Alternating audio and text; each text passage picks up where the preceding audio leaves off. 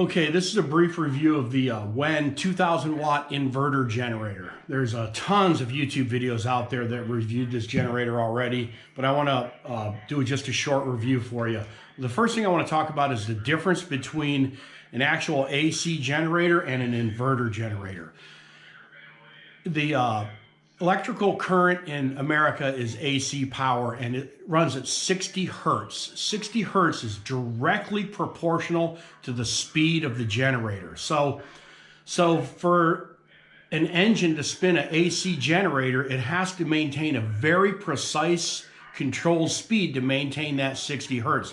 If it doesn't maintain that, if it varies above or below that RPM, what you'll get is a dirty power or a noisy AC signal. And that's not very desirable at all for electronics especially.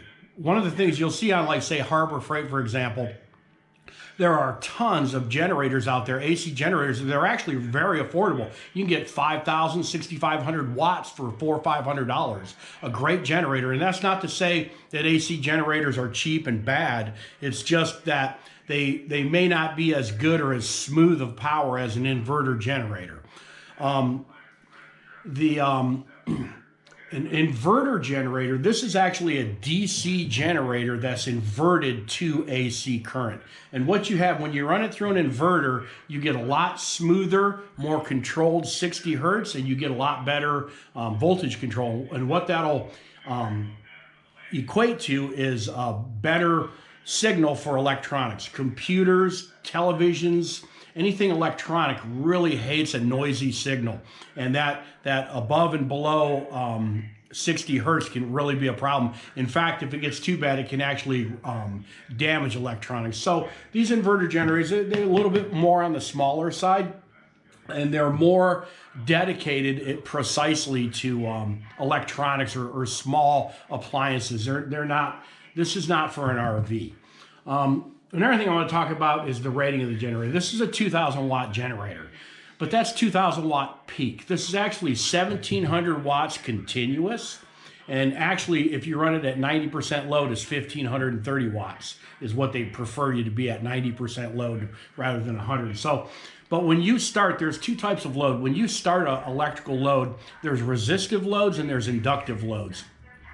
A resistive load is like a heater, for example. If you have a burner on a stove and it's say for instance, 1,000 watt burner, when you turn it on, the power goes up to 1,000 watts and it just stays there. And resistive, that's how the nature of resistive loads are. An inductive load is like a large electrical motor. And with an inductive load, if you have a motor, say, running 1,500 watts, and it's running at 3,600 RPM, and you put a heavy load on that motor, it's going to draw more power to try to maintain that 3,600 RPM.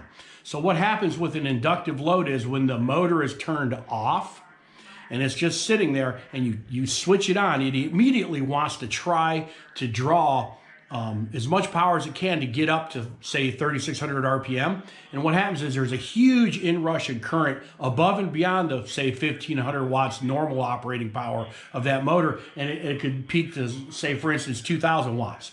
The point is you have to account for that peak when you're speccing out your generator. And so you say, oh, this is a 1,500 watt, this motor draws 1,500 watts, that's fine. Well, what does it draw when it peaks, when it first starts, or it's put under a heavy load? For like an air conditioning compressor is a really good example of that.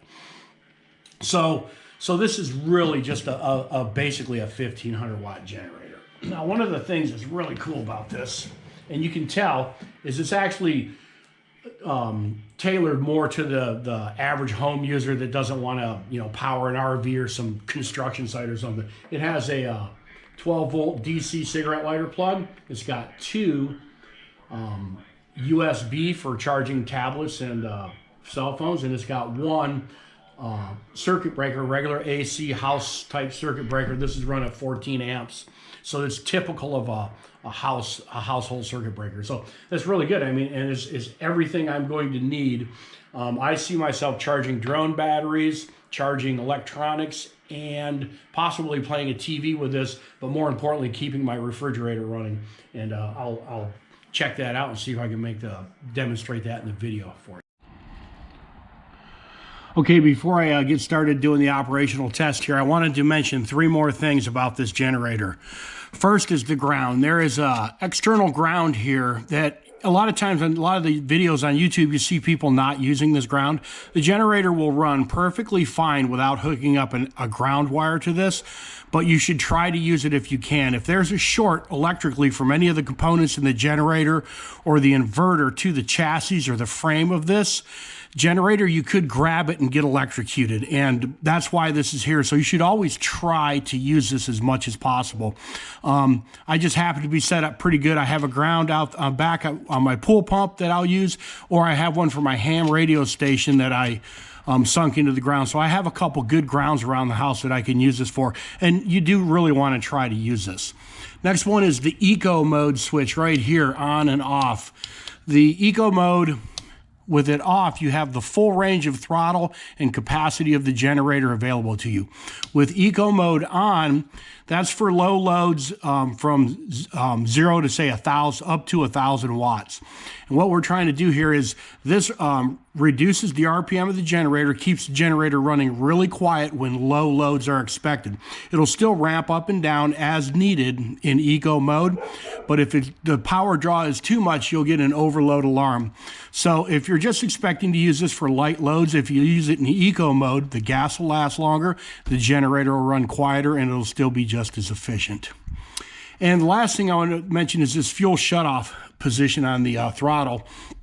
You turn it on to start. When you get ready to shut the generator off, you go to the fuel off mode, and that cuts the fuel to the carburetor. What that does is that allows you to the generator to run the float bowl of the carburetor empty, and then it'll just run out of gas and stall, rather than shut the generator off and leave the carburetor full. So if the generator does go into storage, then the carburetor won't get gummed up from old fuel. So those are the last things I want to talk about. Let's see if we can get this thing started here.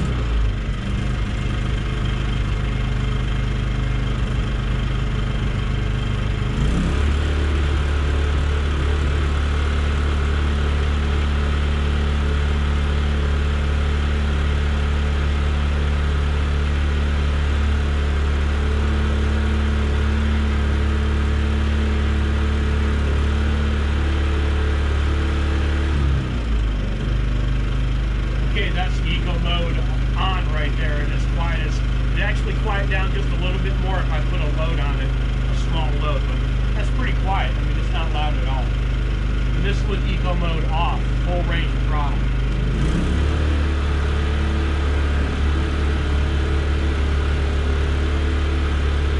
Still pretty quiet in my opinion.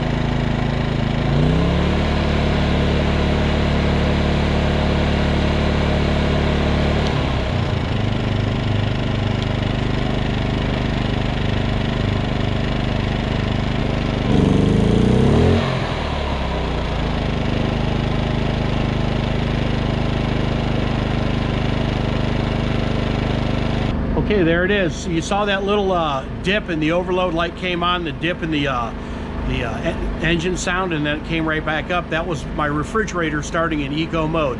So I pretty much proved that it'll run in eco mode, although I'm kind of concerned that the overload light did come on momentarily. That's it. It weighs 40 pounds, costs $380. The Wen 2000 watt inverter generator. Very happy. And I'll dress up and make a better grounding cable for it. I'll put a lug on it so I don't have to use that big ugly clamp. And otherwise than that, I think I'm good to go. See you guys.